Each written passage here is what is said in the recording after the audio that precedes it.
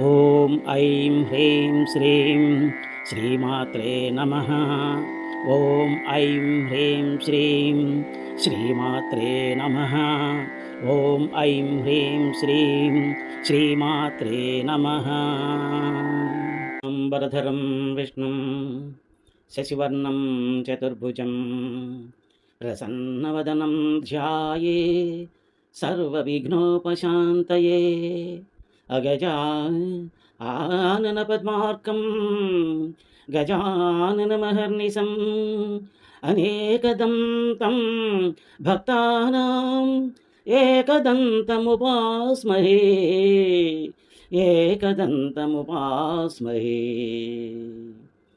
తల్లి నిన్ను దలంచి పుస్తకము చేతన్ భూనితిన్ నీవు నాయులంబందున నిల్చి జృంభణముగా నుక్తుల్ సుశబ్దంబుల్ శోభిల్లం పల్కుము నాదు వాక్కునను సంప్రీతిన్ జగన్మోహిని పుల్లాబ్జాప్టి సరస్వతి భగవతి పూర్ణేందు బింబాననా.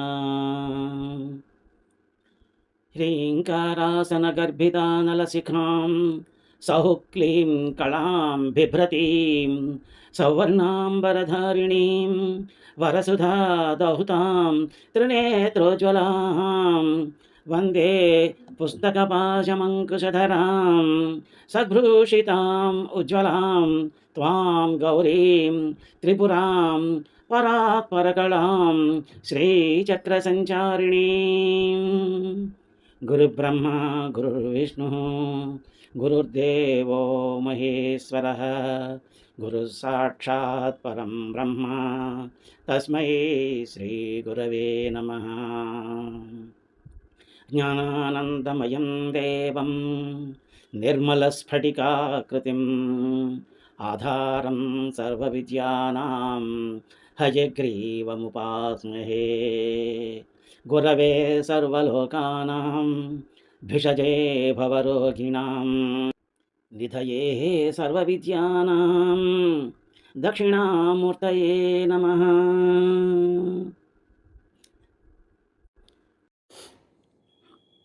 అందరికీ నమస్కారం. నా శ్రీలలిత యూట్యూబ్ ఛానల్కి మీకందరికీ సుస్వాగతం. ఈ యూట్యూబ్ ఛానల్లో మనం శ్రీ లలితా సహస్రనామ స్తోత్రానికి అర్థ వివరాలు తెలుసుకుంటున్నాం. కిందటి భాగంలో మనం 31వ శ్లోకం నుంచి 35వ శ్లోకం వరకు ఉన్నటువంటి 78వ నామం నుంచి 87వ నామం వరకు గల అర్థాల వివరాలని తెలుసుకున్నాము. ఈ భాగంలో మరికొన్ని శ్లోకాల్లోని మరికొన్ని నామాలకి అర్థాల వివరాలు తెలుసుకుందాం. ఈ కిందటి భాగంలో మనం ఏం తెలుసుకున్నాం అన్నది ఒకసారి మనం గుర్తు చేసుకుని ఈ భాగంలోకి ప్రవేశిద్దాం. 78వ నామం మహాగణేశ నిర్భిన్న విఘ్నయంత్ర ప్రహర్షిత. అమ్మవారు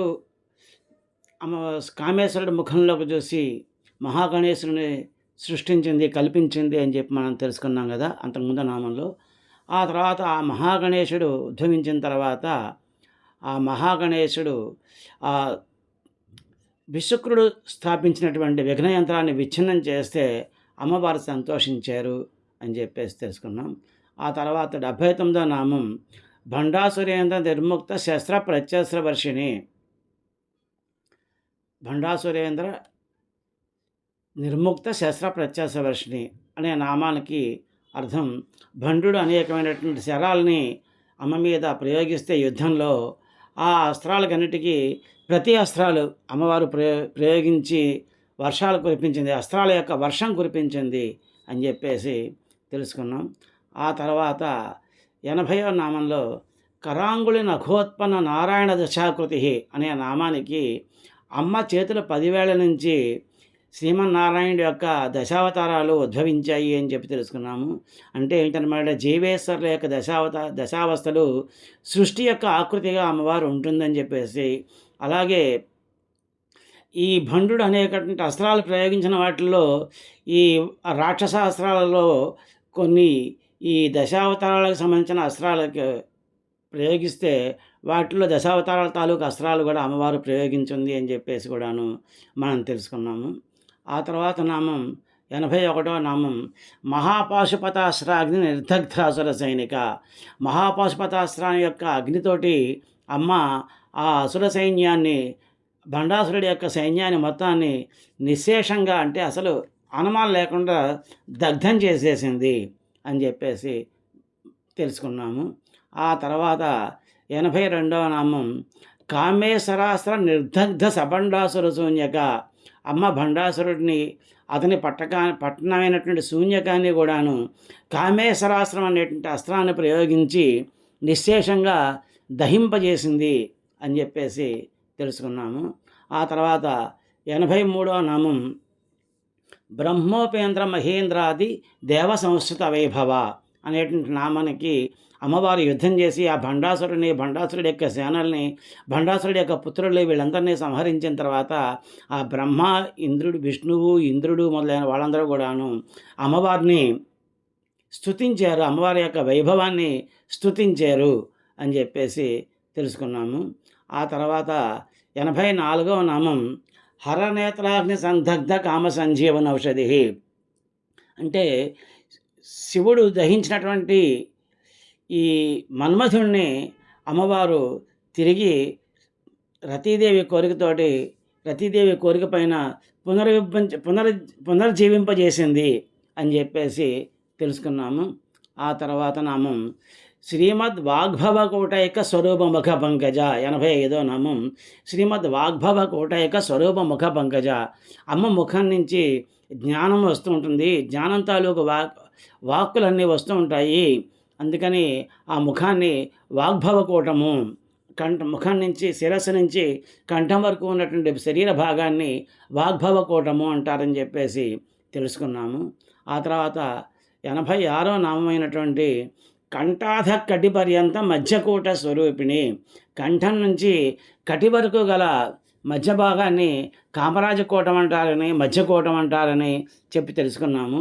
ఇందులో దైవాసుర సంపత్తులు ఉంటాయని, వాగ్భవ కూటంలో వెలుగు ఉంటుందని చెప్పేసి తెలుసుకున్నాము. ఆ తర్వాత 87వ నామమైనటువంటి శక్తి కోటైకతాపన్న కక్షధోభాగధారిణి. అమ్మ నడుము కింద భాగం నుంచి కాళ్ళ వరకు గల భాగాన్ని శక్తికూటము అంటారని చెప్పేసి తెలుసుకున్నాము.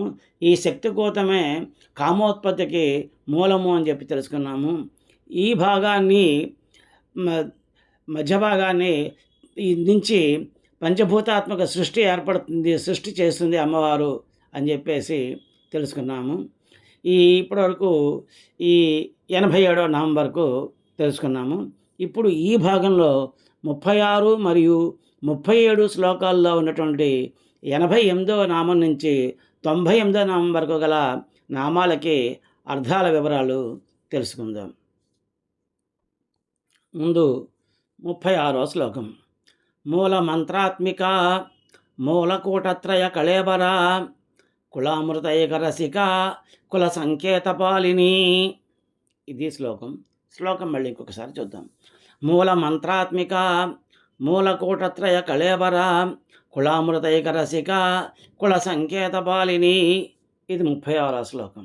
ఈ శ్లోకంలో మొదటి పాదంలో మూలమంత్రాత్మిక మూలకూటత్రయ కళేబర అనేటువంటి 2 నామాలు, రెండవ పాదంలో కులామృతైక రసిక కుల సంకేతపాలిని అనేటువంటి 2 నామాలు.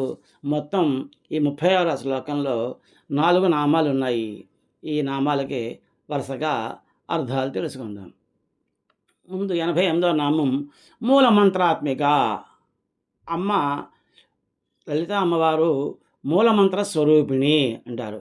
అంటే పంచదశి మంత్రం ఏదైతే ఉంటుందో అది అన్ని మంత్రాలకి మూల మంత్రము అంటారు ఆ మంత్రాన్ని. అలాగే ఈ పంచదశి మంత్రం సాంప్రదాయంలో కోరికలు నెరవేర్చడమే కాకుండాను ఆత్మసాక్షాత్కారం కూడాను కలిగిస్తూ ఉంటుంది. మంత్రం ఎంతసేపు కూడాను శబ్దస్వరూపం, అంటే మనం మాట్లాడితే మాటల ద్వారా, వాక్కు ద్వారా బయటకు వచ్చేది మంత్రం. అందుకే ఆమె మూలమంత్రాత్మిక అయ్యింది. అన్ని మంత్రాలకి మూలమంత్రం పంచదశి మంత్రం కాబట్టి ఆ మంత్రాలన్నిటికీ కూడాను మూలము అమ్మే కాబట్టి అమ్మ మూలమంత్రాత్మిక అయ్యింది. శ్రీ విద్యా సంప్రదాయంలో ఈ పంచదశి మహామంత్రం గాయత్రి మంత్రం లాంటిది అని చెప్పేసి చెప్తారు.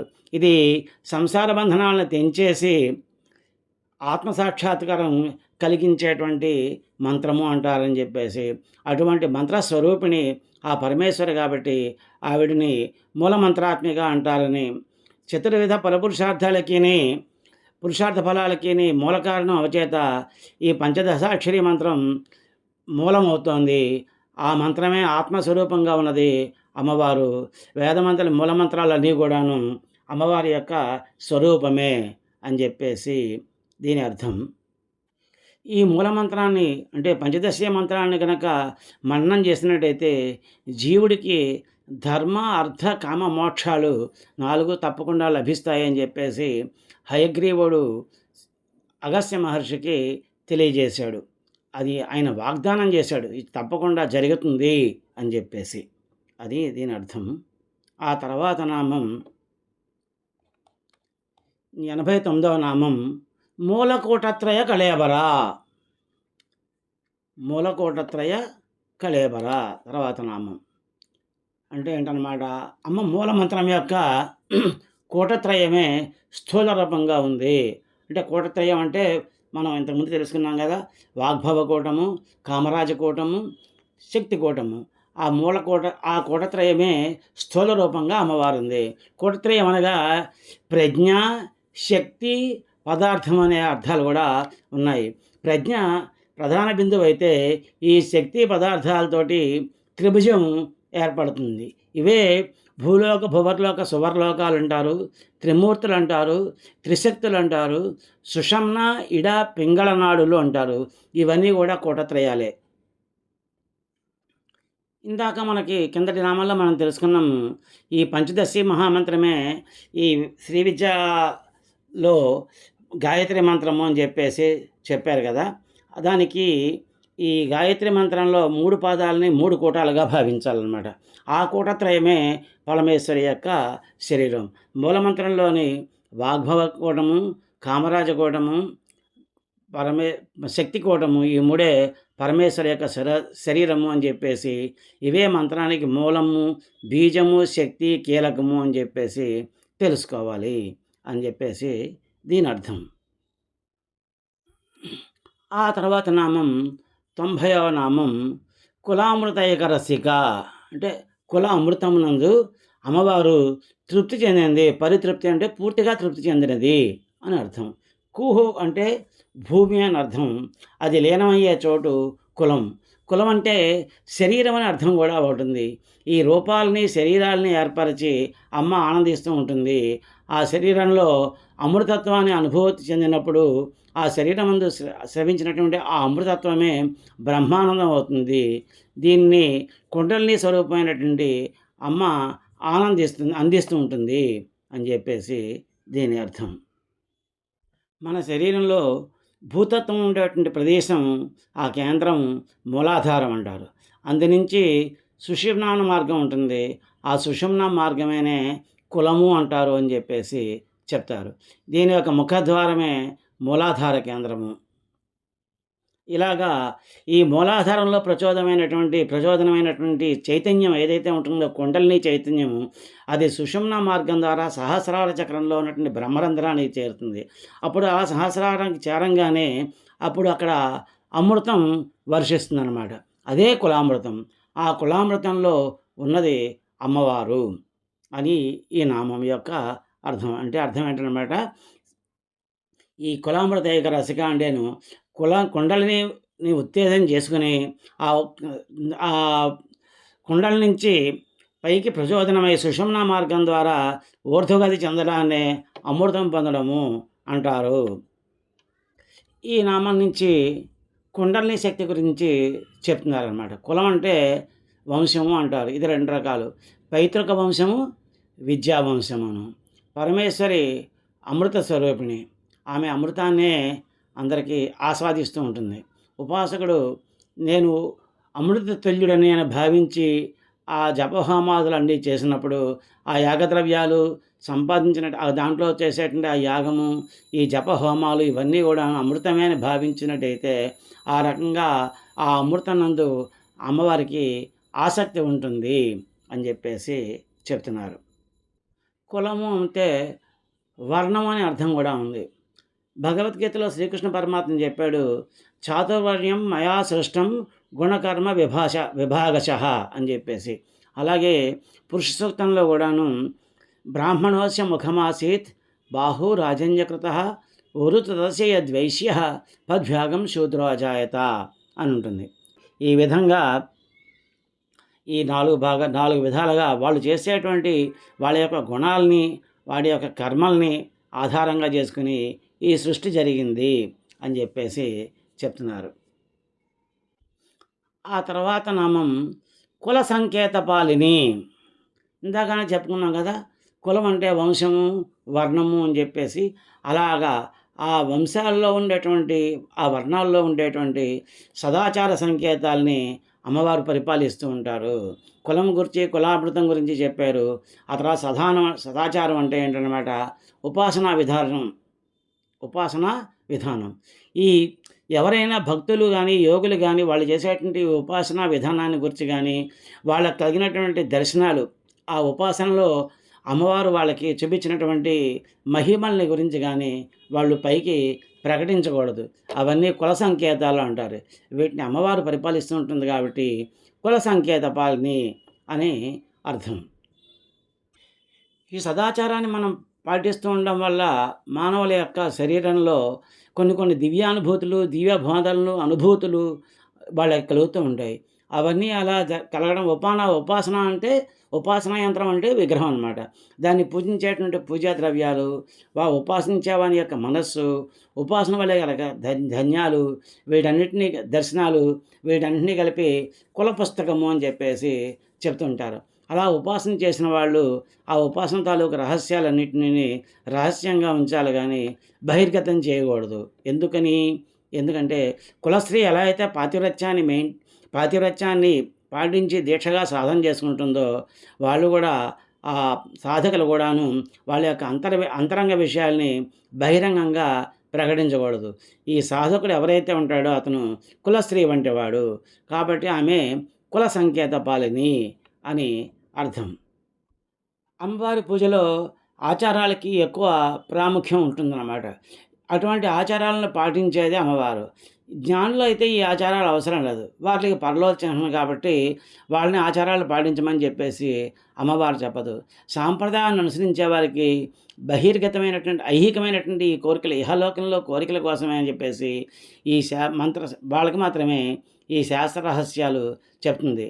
అవి 3 రకాలు: చక్ర సంకేతము, మంత్ర సంకేతము, పూజా సంకేతము అని చెప్పేసి. ఇలాగా చక్ర సంకేతం అంటే శ్రీచక్రము, మంత్ర సంకేతం అంటే మంత్రము, పూజా సంకేతం అంటే పూజ చేయడము.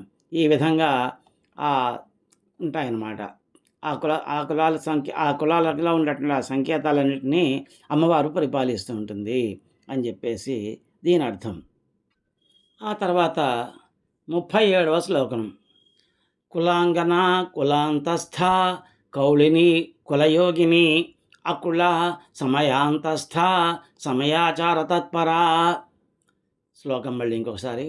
కులాంగన కులాంతస్థ కౌళిని కులయోగిని అకుల సమయాంతస్థ సమయాచార తత్పరా.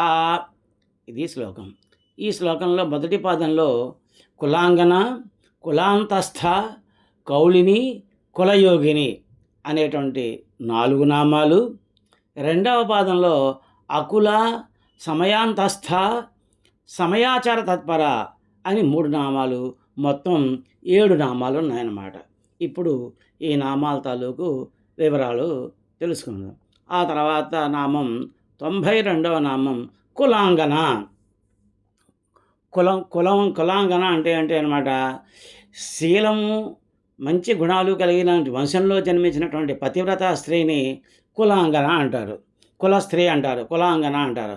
ఆ గుణాలు గల స్త్రీ అమ్మలాగే ఉపాస్య దేవత. ఆమెని మనం పూజించాలి. అటువంటి స్త్రీలని ఎప్పుడూ పవిత్ర భావంతో చూస్తూ ఉండాలి.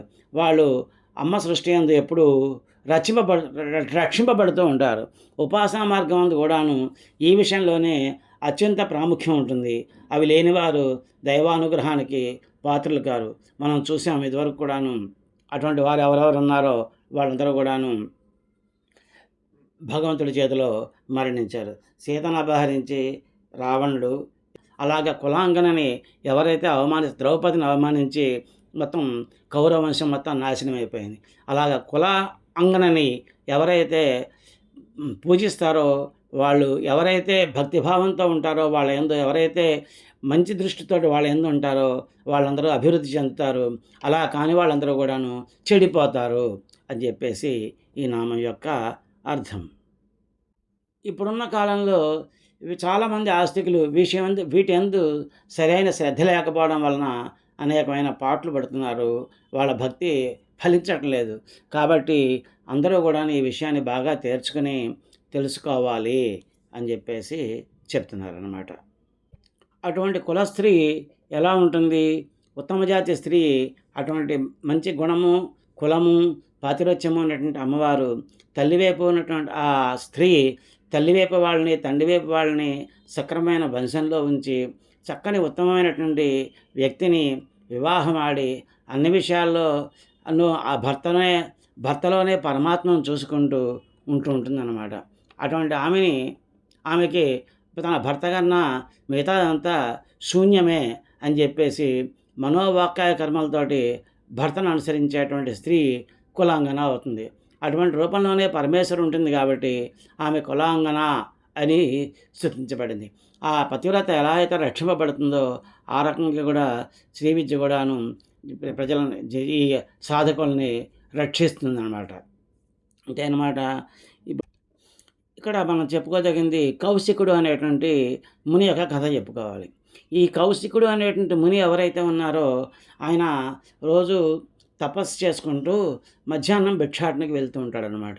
అలా పొద్దున తపస్సు చేసుకునేటప్పుడు పైన చెట్టు కింద కూర్చొని తపస్సు చేసుకుంటుంటే ఒక కాకి ఆయన పైన రెట్ట వేసింది.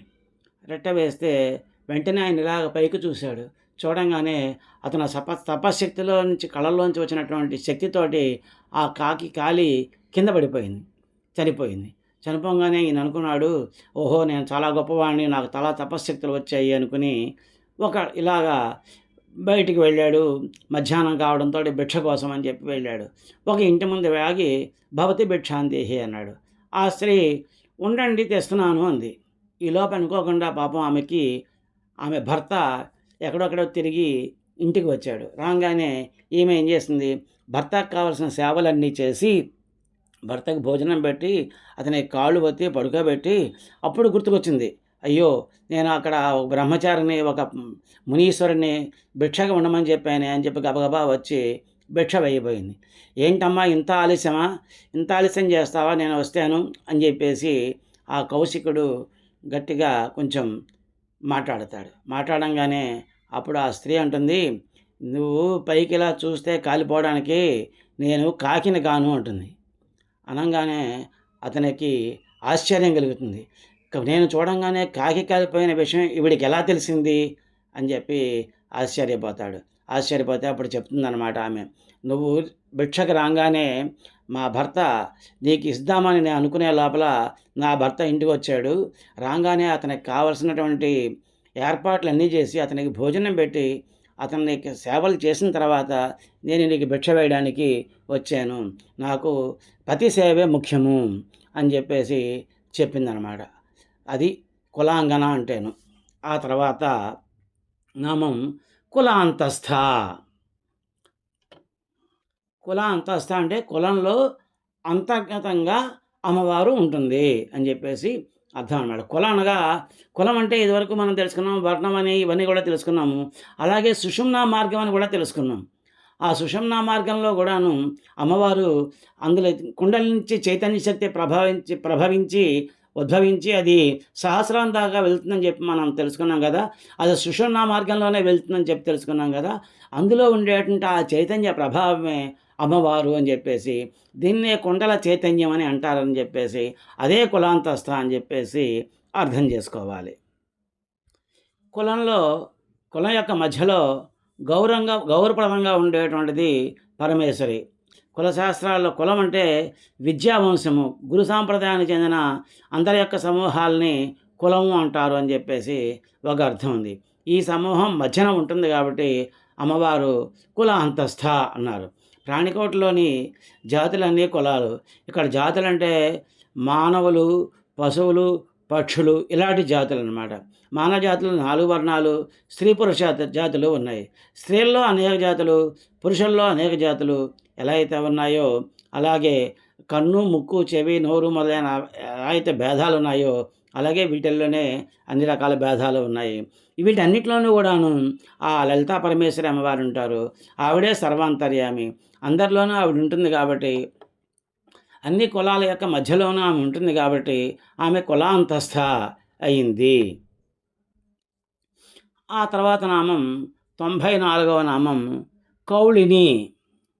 కౌళిని అంటే అమ్మవారి యొక్క, అయ్యవారి యొక్క అంటే శివశక్తుల యొక్క సామరస్యాన్ని కౌళము అంటారు. అట్టి కౌళం కలిగినది అమ్మవారు. కులం అనగా శక్తి, అకులం అంటే శివుడు. ఇలా కులాకులాల యొక్క సంబంధమే కౌళము అని అర్థం. అమ్మ రూపం వ్యక్తం, శివుని రూపం అవ్యక్తం. శివుడిని మనం చూడాలి అంటే, అయ్యవారిని చూడాలి అంటే అమ్మవారి ద్వారానే చూడాలి. మనకు కూడా ఇహలోకంలో తెలుసు, అమ్మ మనకి మన తండ్రిని చూపిస్తూ ఉంటుంది. అమ్మే మనకి తెలుస్తుంది. అమ్మే మన తండ్రి ఎవరో మనకి తెలియజెప్తూ ఉంటుంది. ఇలాగే అమ్మవారు కూడాను కనబడుతుంది. ఆ కనబడిన అమ్మవారే శివుడిని, ఆ అయ్యవారిని మనకి చూపిస్తూ ఉంటుంది. అయ్యవారు మామూలుగా ఆయన అవికారుడు, వికారం ఆకారం లేనటువంటి వాడు, లక్షణాలు లేనటువంటి వాడు, ఎవరికి కనబడినవాడు. ఇటువంటి ఆయన ఆయన యొక్క నుంచి బయటపడినటువంటి అమ్మవారు వెలుగు అనమాట. ఆ వెలుగే అమ్మవారే, ఆ వెలుగే అమ్మవారే ఆ అయ్యవారు అన్నమాట. వెలుగుకి ముందు ఏమీ కనబడదు. ఆ కనబడింది కనిపించడమే మనకి అమ్మ యొక్క ఆవిర్భావము. అందుకే చిదగ్ని కూడా సంభూత అన్నారు ఆవిడే. ఈ మానవ దేహంలో బ్రహ్మరత్నం కింద కల సహస్రారంలో తెల్లని రంగులో ఉన్నటువంటి 1000 దళాల పద్మం ఒకటి ఉంది. అలాగే మూలాధారంలో రక్తవర్ణ సహస్రదళ పద్మం ఉంది. వీటిని అకుల, కుల పద్మాలు అంటారు. ఇవే శివశక్తి స్థానాలు. శివశక్తుల సామరస్యమే కౌళము. ఆ కౌళం కలిగింది అమ్మవారు కౌళిని అని అర్థం. ఆ తర్వాత నామం 95వ నామం కులయోగిని. హృదయాన అమ్మ యొక్క పాదపద్మాలతో అనుసంధానం చెంది పూజాదులు చేయడాన్ని కులయోగము అంటారు. ఆ కులయోగాన్ని అనుగ్రహించేది అమ్మవారు అన్నమాట. అంటే మనసులో అమ్మవారి యొక్క పాదపద్మాలను ధ్యానించుకుంటూ పూజలు మనసులోనే పూజ చేసుకోవడం, మనసులోనే పూజ చేసుకోవడాన్ని కులయోగం అంటారు. అటువంటి యోగాన్ని అనుగ్రహించేదే అమ్మవారు, లలిత అమ్మవారు. అమ్మవారు మూలాధార చక్రంలో నుంచి చైతన్యంగా పైకి వెళుతుందని చెప్పేసి తెలుసుకున్నాము. దాన్నే యోగము అంటారని చెప్పి తెలుసుకున్నాము. అటు యోగాన్ని నిర్వర్తించుకోవడం కోసం అని చెప్పేసి అమ్మవారి యొక్క రూపాన్ని కానీ, శ్రీచక్రాన్ని కానీ మనస్సులో హృదయాకాశంలో దర్శించి ఆరాధించడాన్నే కౌళ మార్గం అంటారు.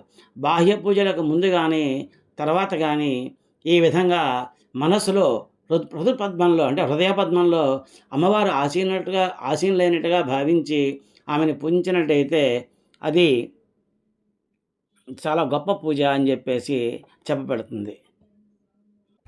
బాహ్య ప్రదేశంలో శ్రీచక్రాన్ని రాసి పూజించడాన్ని కౌళని అంటారు. కులపద్మంలో స్వరూపంలో ఉండే దేవతని కులయోగిని అంటారు. ఆ కులపద్మంలో శ్రీచక్రంలో ఆవరణలో ఉండే దేవతల్ని యోగిన్లు అంటారు. వీరందరితో పాటు దేవితో పాటు సమానమైన రూపరావణ్య పరాక్రమాలన్నీ కలిగి ఉంటారు వీళ్ళందరూ. ఈ దేవతలందరూ శ్రీచక్రంలో ఉండేటువంటి దేవతలందరూ కూడాను. దీనిలో బహిర్దశారంలో ఉండేటువంటి దేవతల్ని కులయోగంలో అంటారు. కాబట్టి ఈ దేవతల రూపం అమ్మవారే ఇచ్చింది కాబట్టి అమ్మవారిని కులయోగిని అంటారు. 14 లోకాల్లోనూ మొత్తం బ్రహ్మాండంలో అతల వితల సుతల లోకాలు 14 లోకాల నుంచి అక్కడి నుంచి బ్రహ్మలోకం వరకు ఉన్నటువంటి లోకాలు, సత్యలోకం వరకు ఉన్నటువంటి లోకాలన్నింటిలోనూ కూడాను 84 లక్షల జీవరాశులు ఉంటాయని చెప్పేసి, రకాల జీవరాశులు ఉంటాయని చెప్పేశారు.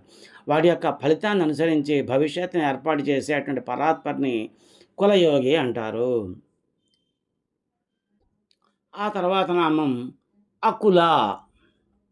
సుషుమ్న నాళానికి పైన వికసించి విరాజిల్లుతున్నటువంటి సహస్రార పద్మమందు జ్ఞానరూపంతో అమ్మవారు ఉంటుంది.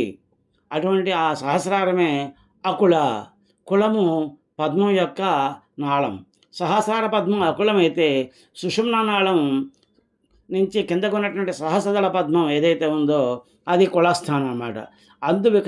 అందు ఉండేటువంటిది అమ్మవారు కులాదేవి. అటువంటి అచ్చటి నుండి సహస్రారం చేరిన తర్వాత సహస్రమణి రత్నకాంతులతో తేతిల్లి వెలిగి జ్ఞానస్వరూపిణిగా ఉండేటువంటి అమ్మవారే అకులాదేవి.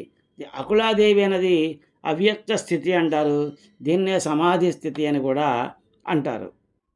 అమ్మవారు సహస్రానికి కింద భాగంలో ఈ లలాటానికి పైన నుదురికి పైన అక్కుల రూపంలో ఉంటుందని చెప్పేసి షట్చక్రాలతో సంబంధం లేకుండా సుధాసాగరంలో ప్రవేశించి ఆమె ఆ పరమేశ్వరి విహరిస్తూ ఉంటుంది కాబట్టి ఆమెని అకుల అంటారు. కులం కానీ ఈ వంశం కానీ జాతి కానీ ఈ పదాలన్నీ సూచించేవన్నీ ఇంద్రియాలకు ప్రాణాలకు సంబంధించిన విషయాలు. అమ్మవారు కేవలం జ్ఞాన స్వరూపిణి కాబట్టి ఆ పరమేశ్వరికి వాడితో సంబంధం కూడా లేదు కాబట్టి ఆమెను అకుల అని అంటారు అని చెప్పేసి చెప్తున్నారన్నమాట. ఆ తర్వాత నామం 97వ నామం సమయాంతస్థ. సమయ మార్గం అంటే హృదయాకాశమని, కౌళ మార్గం అంటే బాహ్యాకాశమని కొంతమంది అనుకుంటూ ఉంటారు. హృదయాకాశాన్ని సమయ మార్గం అంటారు. కౌళ మార్గాన్ని బాహ్యాకాశం అంటే మనకు కనిపించే ఆకాశాన్ని దాన్ని అంటారు. ఈ హృదయాన్ని కూడా ఆకాశం అని అంటారు. దీన్ని హృదయాకాశం అంటారు. కాబట్టి ఈ కౌళ మార్గం అవైదికమని, సమయ మార్గం వైదికమని కూడా భావిస్తూ ఉంటారు. అనేక విషయాలందు సామ్యాన్ని పొందినది సమయం. ఈ సమయ మార్గంలో ప్రకృతి పురుషుల యొక్క సామ్యము ఉంటుందన్నమాట. హృదయమందు దైవమును సంకేతపరంగా ఊహించడం కానీ, లేకపోతే శ్రీచక్రాన్ని ఊహించి కానీ పూజ చేయడాన్ని సమయ మార్గము అంటారు. ఆధార చక్రంలో నిద్రావస్థలో, మూలాధార చక్రంలో నిద్రావస్థలో ఉన్నటువంటి కుండలిని శక్తిని లేపి షట్చక్రాలని దాటించి సహస్రానికి చేర్చి మళ్ళీ ఆ శక్తిని ఆరోహణ క్రమంలో మూలాధారానికి చేర్చడమే దీన్నే సమయాచారము అంటారు. అంటే బండి చక్రంలో నేల మీద తిరిగే పట్ట, చక్రానికి ఉన్న ఆకులు ఇవన్నీ లోపల ఉన్న ఇరుసును ఆధారంగా చేసుకుని దొరుకుతాయి. దీన్నే అంతస్థ అంటారు. వైదిక కర్మలు చేసేటువంటి సమయాచారుల యొక్క అంతస్థమున అంటే లోపల ఉండేటువంటిది అమ్మవారు కాబట్టి సమయాంతస్థ అని చెప్పేసి అంటారు. సమయాచార గ్రంథాల్లోనే ప్రతిపాదింపబడుతుంది కాబట్టి అమ్మవారిని సమయాంతస్థ అంటారు అని కూడా చెప్తారు. శివాశివులకు సామ్యాలు ఉన్నాయని చెప్పి ముందే మనం తెలుసుకున్నాం కదా. ఆ సామ్య రూపంలో ఉంది కాబట్టి ఆ సామ్య రూపంలో ఉంటుంది కాబట్టి సమయాంతస్థ అనబడుతోంది అని కూడాను చెప్తారు. ఈ సమయ మార్గం ఏదైతే ఉందో అది సాత్విక మార్గము. మిగిలిన మార్గాలు రజస్సు తమస్సు మార్గాలు, రజోతమో మార్గాలు అన్నమాట. హృదయమందున దైవాన్ని సంకేతపరంగా భావించి ఊహించుకుని శ్రీచక్రాన్ని కానీ ఊహించుకొని పూజ చేయడమే సమయ మార్గము అంటారు అని చెప్పేసి దీని అర్థం. ఆ తర్వాత నామం 98వ నామం సమయాచార తత్పర. అమ్మ వైదిక సమయాచారాలతోటి పూజించే పద్ధతి యందు మిక్కిలి ఆసక్తిని చూపిస్తూ ఉంటుంది. వైదిక షోడశోపచార పూజా విధానం కానీ, శ్రీచక్ర పూజా విధానం కానీ వీటిని గురుముఖంగా నేర్చుకుని వినయ విధేయతలతో భక్తి చేతులతో ఎవరైతే శ్రీదేవిని ఆరాధించుకుంటూ ఉంటారో ఆ యోగాన్ని భక్తి శ్రద్ధలతో నిర్వర్తించుకోవడాన్ని సమయాచారం అంటారు. అటువంటి ఆరాధనని సమయాచారాన్ని పాటించే వాళ్ళ యందు ఆసక్తి చూపిస్తుంది కాబట్టి అమ్మవారిని సమయాచార తత్పర అంటారు. సమయాచారంలో ఆసక్తి కలిగినది అమ్మవారు. సమయాచారం అంటే ఏమిటో కూడాను ఇంతకుముందు నామాలు మనం తెలుసుకున్నాం. కామేశ్వరులు అధిదేవతలో ఉండేటువంటి మంత్రానుష్ఠానమేనే సమయాచారం అంటారు. దీనికి సంబంధించిందే సమయాచారం అని చెప్పేసి చెప్పబడుతోంది. ఈ సమయాచారం ప్రకారం అమ్మవారిని అర్చించడమే సమయాచారం అంటారు. దాన్నే అమ్మవారిని హృదయ పద్మంలోనే ధ్యానం చేసి భావన చేసి ఆ విధంగా అమ్మవారిని పూజ చేయడం అనేది, అర్చించడం అనేదాన్నే సమయాచారం అంటారు. అటువంటి సమయాచారం మీద అమ్మవారికి ఆసక్తి ఎక్కువ. అమ్మవారి యొక్క ఇంకో వేరే నామం కూడా ఒకటుంది. అంతర్ముఖ సమారాధ్య, బహిర్ముఖ సుదుర్లభ. తర్వాత నామాల్లో వస్తుంది. అంతర్ముఖ సమారాధ్య అంటే లోపల లోపల అంతర్ముఖంగా, అంటే హృదయ పద్మంలో అమ్మవారిని ధ్యానించితే మంచిది అని చెప్తుంది. అలా చేస్తేనే అమ్మవారు దొరుకుతుందని. బహిర్ముఖ సుదుర్లభ, బాహ్య పూజల వల్ల అమ్మవారు దొరకదు అని చెప్పేసి, ఈ బాహ్య పూజలు అనేవి ఎంతవరకు అంటే అమ్మవారిని హృదయంలో ప్రతిష్ఠించుకోవడం కోసమనే ఈ బాహ్య పూజలన్నీని ఉపయోగించుకోవాలి అని చెప్పేసి చెప్పబడుతుందన్నమాట. ఇంతవరకు ఈ భాగంలో 98వ నామం వరకు తెలుసుకున్నాము. వచ్చే భాగంలో మరికొన్ని నామాల తాలూకు, మరికొన్ని శ్లోకాల్లో ఉన్నటువంటి మరికొన్ని నామాల తాలూకు అర్థాలని తెలుసుకుందాం. హరి ఓం తత్సత్. ఓం ఏతత్సర్వం శ్రీ లలితా పరమేశ్వరి చరణారవిందార్పణమస్తు. ఓం యదక్షరపదభ్రష్టం మాత్రాహీనం చ యద్భవేత్ తత్సర్వం క్షమ్యతాం దేవి నారాయణే నమోస్తుతే. విసర్గబిందుమాత్రాణి పదపాదాక్షరాణి చ న్యూనాని చ అతిరిక్తాని క్షమస్వ పరమేశ్వరి. కాయేన వాచా మనసేంద్రియైర్వా బుద్ధ్యాత్మనా వా ప్రకృతే స్వభావాత్ కరోమి యజ్జత్ సకలం పరస్మై నారాయణాయ ఇతి సమర్పయామి. శ్రీమన్నారాయణాయ సమర్పయామి. సర్వే భవంతు సుఖినః, సర్వే సంతు నిరామయాః, సర్వే భద్రాణి పశ్యంతు, మా కశ్చిద్ దుఃఖభాగ్ భవేత్. శ్రీయః కాంతాయ కళ్యాణనిధయే నిధయేర్ధినాం శ్రీవేంకటనివాసాయ శ్రీనివాసాయ మంగళం. మంగళం కౌసలేంద్రాయ మహనీయ గుణాత్మనే చక్రవర్తి తనూజాయ సార్వభౌమాయ మంగళం. ఉమాకాంతాయ కాంతాయ కామితార్థప్రదాయినే శ్రీగిరీశాయ దేవాయ మల్లినాథాయ మంగళం. ఓం ఏతత్సర్వం శ్రీ ఉమామహేశ్వర శ్రీ లలిత పరమేశ్వరి చరణారవిందార్పణమస్తు.